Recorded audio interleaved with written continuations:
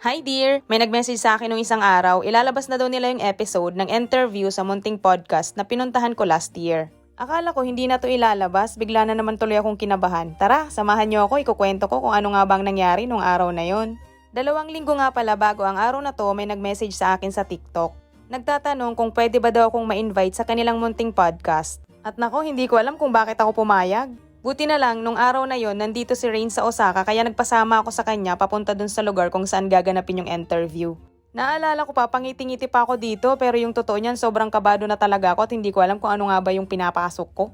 Naglakad lang pala kami ng 10 minuto papunta dito sa train station na malapit sa amin. Sakto din, pagdating namin sa station, nandito na rin yung train na sasakyan namin at bumiyahe kami ng 1.5 oras. Maya-maya pa nga ay nakarating na kami dito sa BGC. Charot! Actually, first time kong makapunta sa ganitong lugar na napakaraming matataas na building dito sa Japan. Nagkandaligaw-ligaw pa muna kami ni Rain bago namin marating itong Osaka Sakai Suji L Tower kung saan gaganapin yung interview. Pero dahil maaga pa nung dumating kami nung time na yun, may nakasalang pa daw sa studio kaya tumambay muna kami dito sa labas ng tower. Ang dami naming nakasalubong ng mga naka-business suit. Hindi pa naman ako sanay sa mga ganitong lugar, sa totoo lang, buti na lang sinamahan ako ni Rain, kung hindi talagang bumalik na ako. Maya-maya pa nga ay pinapasok na kami sa tower at tapos na daw yung naunang in-interview. At sa mga oras na to, nako, sobrang kabado na talaga ako. Pagkaakyat namin, dumiretso kami dito sa kanilang cafe kung saan nagkaroon din ng munting briefing. Nagpakilala yung interviewer at inintroduce niya rin yung kanilang company. Pagkatapos ng briefing, dumiretso na kami dito sa studio. Grabe, sobrang kaba ko, lalo na nung nakaharap na sa akin yung mga camera at itong mga malalaking ilaw.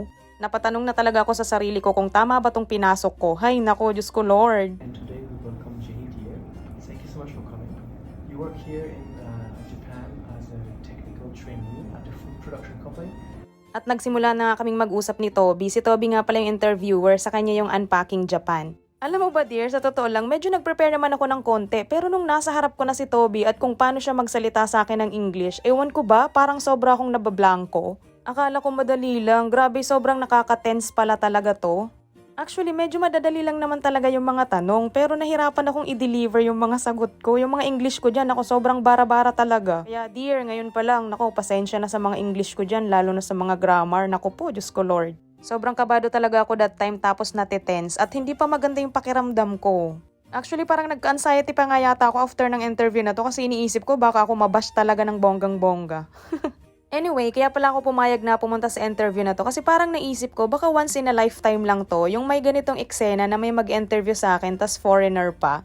Pero hindi ko talaga alam kung tama yung decision ko kasi napaka-islang niya talaga katulad nito. So do I understand this correctly that across the Philippines there are different agencies that basically specialize in helping young Filipinos and Filipinas to move to Japan? Yes, So basically you go there and they help you through the entire the process. You have to look for the legitimate agency. There's a lot of agencies in the Philippines. Basically, yung mga tinanong niya lang naman talaga sa akin ay kung paano nga ba ako naging trainee dito sa Japan, kung ano yung naging process, ano yung mga pinagdaanan ko, at kung ano yung mga naging trabaho ko na dito sa Japan bilang trainee. Sa totoo lang, napakakalmado lang talagang kausap nitong host, kaso lang ako talaga hindi ako mapermi sa sobrang kaba, Diyos mio. Matapos nga yung almost 1 hour, natapos naman namin yung interview ng matiwasay. Ang bait nga ni Toby, pinapakalma niya talaga ako at humingi ako sa kanya ng dispensa kasi nga sa mga bad English ko pero okay lang daw yun. Pagkatapos ng interview, nagpa-picture ako kay Toby tapos nilibot niya kami sa kanilang mga offices. Namangha ako sa ganda ng kanilang workplace, grabe.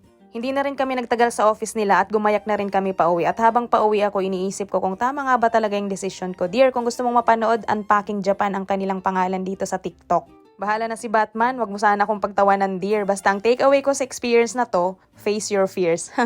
Salamat sa panonood!